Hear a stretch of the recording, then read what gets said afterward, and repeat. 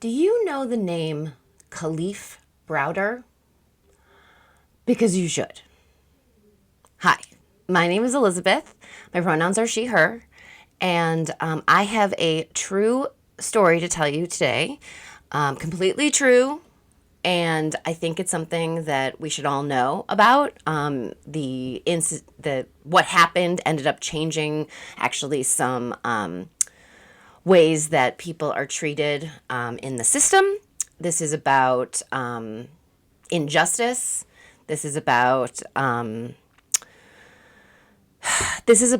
Browder. And if you don't know that name, stick around because you need to know this story. It's really important. So join me for the ride.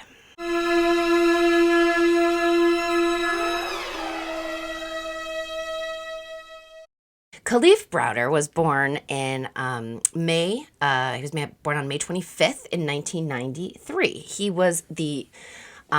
He's the youngest of 7 biological siblings.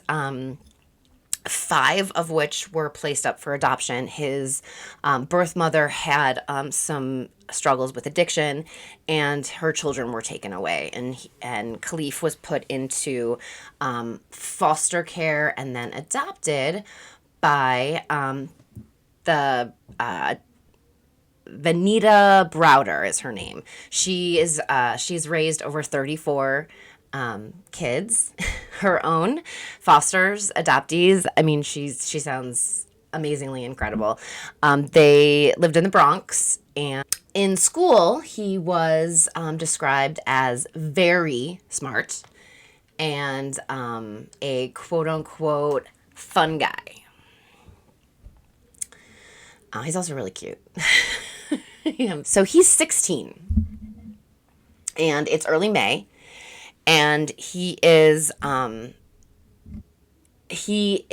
accused of stealing someone's backpack that contained a camera, $700, a credit card, an iPod Touch, I think. The person whose backpack it was reported that 2 male black guys took my brother's book bag. When Kalief was detained, he said, "I didn't rob anyone. Please check my pockets." The police searched him. They found nothing. They did not find the backpack or any of the things that were in the backpack. But the police had the complaining witness with them in the back of their car, and that person said, "That's him." So, I think it's important to know that the person who was the alleged victim in this, the person whose backpack was allegedly stolen, changed their story a bunch. Like at one point they said that it happened on May 2nd. Then another point they said it happened on May 8th. At one point they said it just happened. And then another point they said, oh, this happened a couple of weeks ago, but that's the guy that did it. You know, like it the evidence wasn't strong is what I'm trying to say.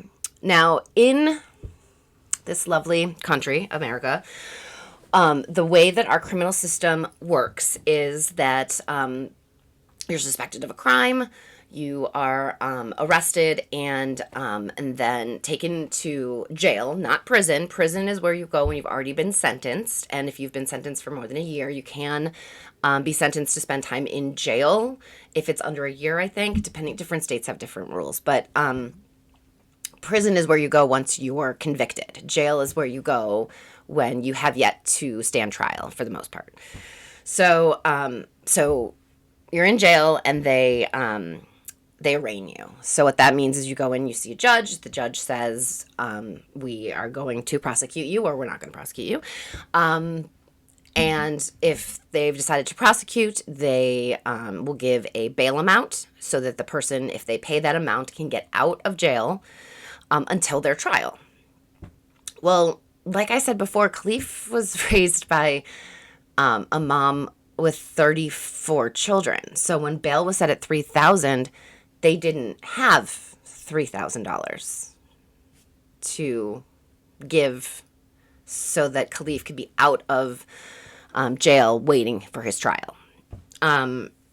So he was put in at Rikers Island. So Rikers Island is known for being like overpopulated, way too many people there, way too many inmates, very violent. There's gang activity, there's violence, there's violence between the inmates, there's violence between the guards and the inmates. There's just it's notorious for not being a very safe place to be. Now, remember, Kalief is 16, so he's a child. Now, I know in the eyes of the law or whatever, he's an adult, but like, give me a break. He's 16. They have no proof that he did anything except for an eyewitness who keeps changing their story. And they put him in jail because he doesn't have $3,000 to get out on bail. So, Kalief would spend the next 3 years in jail at Rikers Island without a trial. No trial. It got delayed. And it got delayed again. And then it got delayed again. Oh, I'm sorry, it got delayed again. Here's the thing. The way that the American court system is set up is if you've got money, you can play the game. You can get out. You can figure out a way. You got a good enough lawyer. You got enough money to pay post bail. You're going to be okay. If you don't have money, if you have to use the public defender and don't have the money to get out of bail, the system works so hard against you. Okay, it's rough. And I totally understand this kid saying, I didn't do this. And they offer him, there's some plea deals that are offered over the years. And he says, no, I didn't do this. Right? He has the conviction to say, I didn't do this, and I'm not going to say that I did it and become part of your system because it's how I get out of jail. He had the strength of will to say, no, I didn't do this, and therefore I am going to continue to tell you that I am innocent. I am not guilty. I did not do this thing. There's no proof that I did this thing because I didn't do this thing, and I will wait for my day in court. However, Kalief's experience in Rikers Island is bad. There's actual footage. There is footage of a guard taking him. I think he's on his way to the shower room, and there's no audio, so you can't hear like if Kalief was lippy or whatever to this guy. But all of a sudden, the guard just body slams him to the ground and.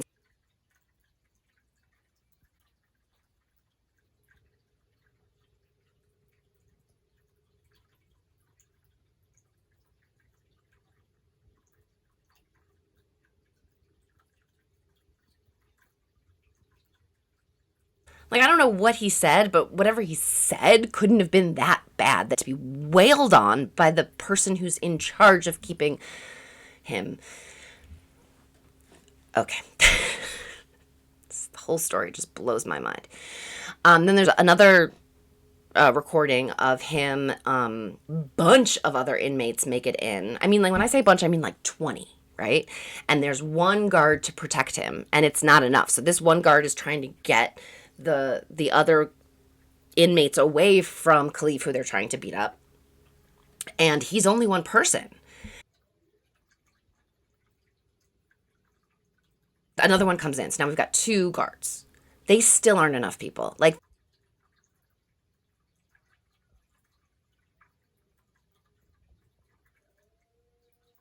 you can see there's this one moment where the guard's like, hey, you stay there, you go back, and this one kid just keeps coming like closer and closer and like inching closer, and he's like, no, get back, while he's dealing with all these over here.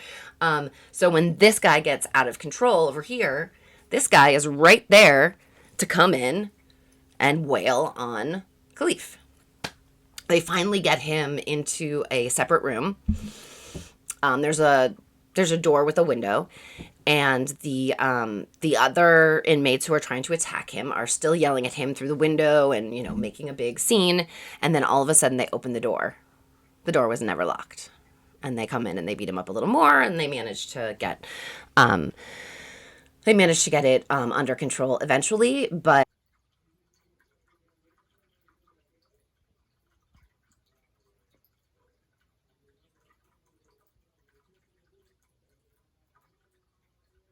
Rikers Island is literally known for as a deep-seated culture of violence.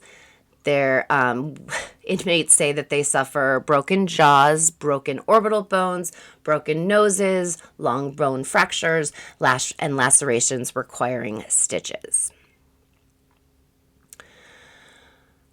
So there's another instance where Browder is with other inmates, and they're lined up against a wall, and one of the corrections officers is trying to find the person who instigated the latest fight. And the inmates are literally punched in the face, one by one. Their noses were bleeding, their faces were bloody, their eyes were swollen. The guards threatened the inmates with solitary confinement if they reported the injuries. So, that's another really important piece for you to know of what they did to this poor kid. So this kid is not safe. And so they tell him for his safety, they're going to put him in solitary confinement. Solitary confinement is something that is not in any way healthy or safe for human beings. Like, even hermits don't do well in solitary confinement, okay? Especially in a tiny, tiny box. Kalief would spend 14 months of his 3 years in solitary confinement. 14 months. That is over a year in solitary confinement. This kid didn't do anything. He didn't steal a backpack. He didn't have grand theft is not something he did. He simply did not do this, and he didn't have the $3,000 to get out on bail. And for his trial to take 3 years is utterly ridiculous. We are in the Constitution. We are guaranteed a speedy trial, but again, he's not the one with the money. So the people with the money are the ones who are able to get speedy trials. Everyone else gets pushed to the side. Okay, so March 13th, 2013. Browder appeared before Judge Patricia DiMaggio. She offered Browder a plea bargain of immediate release, admission of guilt, and you will literally of just 2 misdemeanors, and you will be given time served, which is a great deal. But he didn't do it. They're telling him he has to plead guilty, and he didn't do it. So he refused the offer and was returned to Rikers on May 29th. So March 13th, May 29th. So what's that, like 2 months? 2 months and change. They come to his cell and they say, "You're free to go." The complaining witness has fled to Mexico, can't give testimony, and that was the only proof of any kind, any evidence that we had of any kind that you may have done this, so we're letting you go. 3 years at Rikers, 14 months in solitary confinement, and then they just let him go. Oops, sorry. Hope you're okay. What the AF? This story makes me so mad. So, especially since this kid, this kid, and I can't call him anything but a kid because, I personally believe that, you're still a kid at 28. You're still maturing and whatnot. So, for this time to be taken away from him and to be subjected to literal torture during that time, those really important years, oh God, he's such a great human. So he gets out and he gets his GED quickly.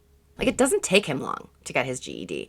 And he enrolls in college. And he, he's trying, there's a case against the state because this is not the way we should be treating people. And he does an interview with Dateline, I believe. I think it's Dateline. If I'm wrong, I'll correct it.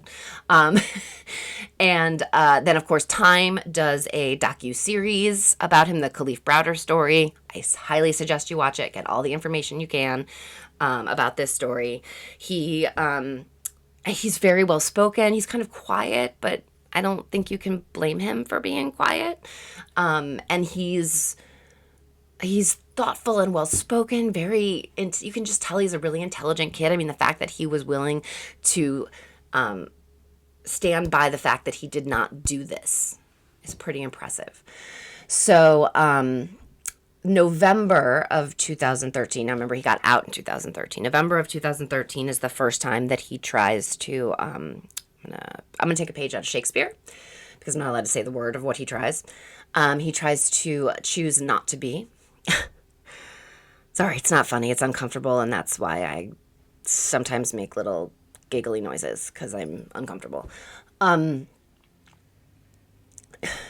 So, that's in November of 2013. It's the first of, I think, 3 attempts, and 3 different times that he gets put into the St. Barnabas Hospital in the psychiatric ward, just, to try to help him out, because I don't know how his brain cannot be broken from the experiences that he had literally just lived through.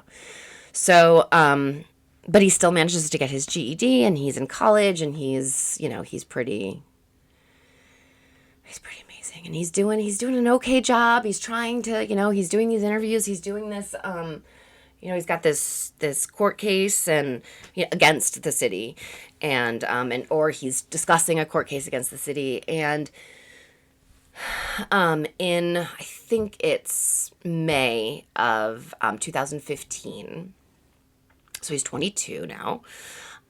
So it's 2015, he's 22, and his brother calls him late at night, and he's like, man, I just got jumped. I just got mugged.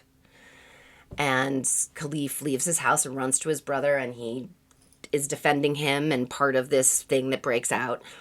And when the police show up, they tell everyone that they need to show up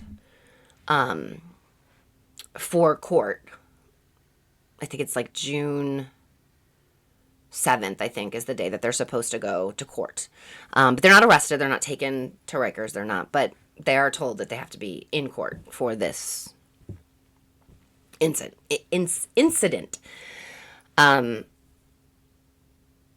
The night before, the afternoon before, I think it is, right? Yeah.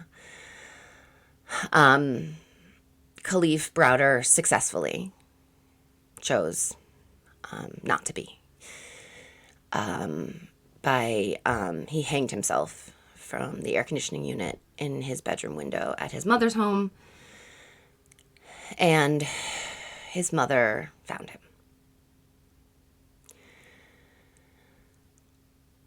As far as I'm concerned, the New York City police and Rikers Island staff are the ones to blame for Kalief Browder's death. I think it's totally understandable that he made that choice, especially facing possibly having to go back. I think he simply could not go back. This case did ultimately change one thing at Rikers Island. Inmates under the age of 21 are not allowed to be put in solitary confinement anymore. So if you're only 21, you cannot be put in solitary confinement. And remember, Kalief was in solitary confinement for 14 months. Unbelievable. I mean, those of us who have seen Shawshank Redemption, we know Andy Dufresne is a mess after the 6 weeks he has to spend. Right? I mean, no, that's a movie, but it's something, hopefully everyone's seen Shawshank. Really, if you haven't, get on that. But 14 months. I can't imagine. I think he never probably felt like he really got out of there. I mean, it's just, anyway, this is a story I think everyone should know. This is a name I think everyone should know. Kalief Browder, that's his name. About a year, oh God, I forgot there's one more really devastating thing. About a year after he chose not to be, his mom passed from heart failure. And family and friends blame the, Rikers Island staff and the police of New York City for that death as well. That people say that she died of a broken heart. And really there's no way to know one way or the other. But Kalief Browder, his story should be known. It's awful what happened to him. Just terrible. And he was a smart, kind, intelligent, fun, respectful kid. And the system ruined him. Like, broke him into pieces and could not be put back together. I think that this is a name we should all know. Like, we all know George Floyd's name, or Rodney King's name, or Tamir Rice's name, or Breonna Taylor's name. The list is really long and it's really upsetting, but this is a name you should know. And I'm actually someone who spent a great deal of time in therapy, and I know that shoulding someone is not the best thing to do, but I have no problem shoulding you on this one. You should definitely know who Kalief Browder is. Do some research, figure out who he is, and learn his story and say his name, please. Thanks for watching. Do me a favor and be nice to each other and be nice to yourself. I'll see you next time. Bye.